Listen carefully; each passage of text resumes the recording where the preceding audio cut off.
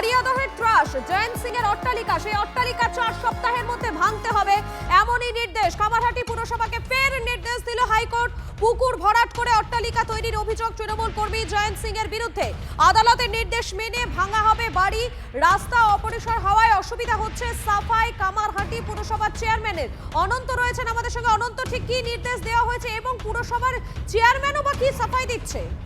দেখো, পুরসভার চেয়ারম্যান গোপাল শাহ তার সাফাই, যেহেতু তার যে বিল্ডিং আছে সেখানে প্যাসেজ খুব ন্যারো, অর্থাৎ ছোট সরু রাস্তা হওয়ায় তাদের সময় লাগবে এবং তিনি হাইকোর্টের কাছে তারা ফার্দার আবেদন করবেন কামারহাটি পৌরসভার পক্ষ থেকে, যাতে তাদের আরেকটু সময় দেওয়া হয়, এমনটাই তিনি জানাচ্ছেন।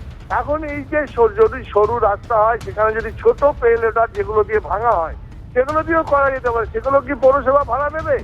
না, তারা এই সময়ের অপেক্ষা করবে, না কোনো আরো আইনের ফাঁক খুঁজবে, যেটা নিয়ে টানা 1 বছর হতে চললো টাল বাহানা চলেই আসছে জয়ন্ত সিং এর বাড়ি নিয়ে।